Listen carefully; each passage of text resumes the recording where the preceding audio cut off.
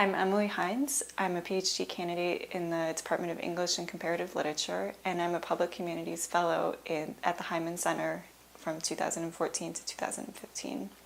My Public Humanities project is about developing a curriculum based on archival materials from women's prisons in New York State. And so I'm working with the Prison Public Memory Project, which is a nonprofit whose mission is to recover, interpret, and preserve sort of documents and memories from different communities that have had prisons. Hudson currently houses the Hudson Correctional Facility, which is a facility for men in New York State.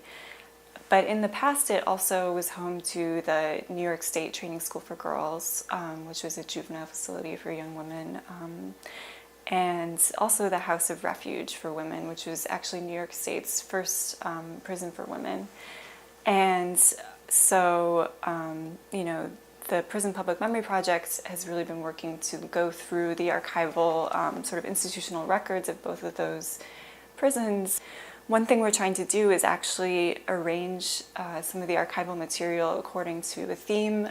So right now we're working on sort of race and gender in the Hudson Training School for Girls. The goal is mainly to start a conversation and to have students start to think about the role that incarceration is potentially playing in their communities, and also how their community and sort of their experiences fits into a wider social context, especially as we sort of begin to confront what I think is a crisis of mass incarceration in the US, and I think a lot of people are interested in thinking about that.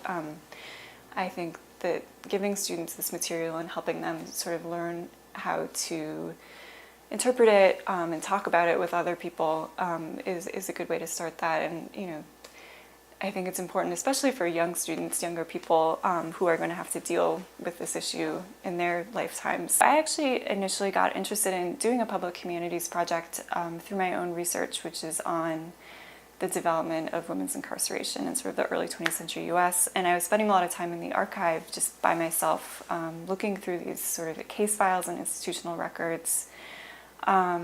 And it was really exciting because you learned so much about sort of the everyday experiences of women who had been incarcerated. And it was really clear to me that, this material was very relevant for understanding sort of our current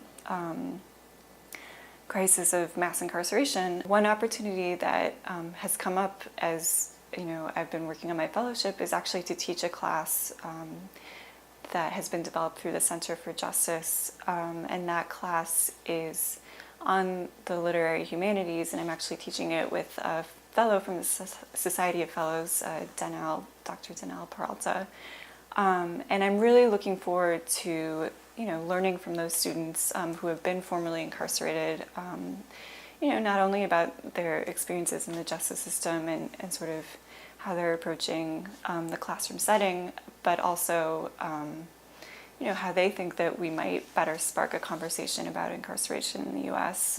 The public humanities, I think for me, it does two interrelated and important things. And the first is, drawing connections between academic spaces that we think of as traditionally really bounded. So like a classroom that, where students and teachers have specific roles and there's a specific skill set that you're trying to teach.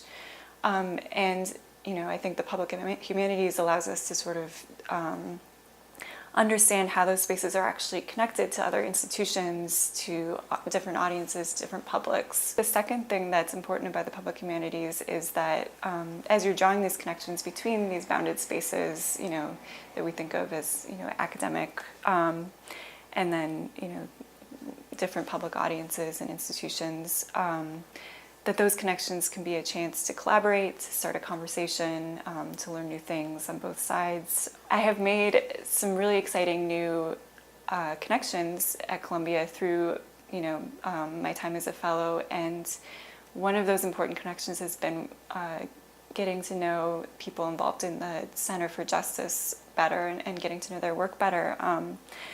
And learning that there's really a community of people at Columbia that's really interested and involved in thinking about incarceration, thinking about how the court system works. And I think, Columbia being sort of located in New York City is really important for thinking about the role the university might play in the broader city and in communities throughout New York.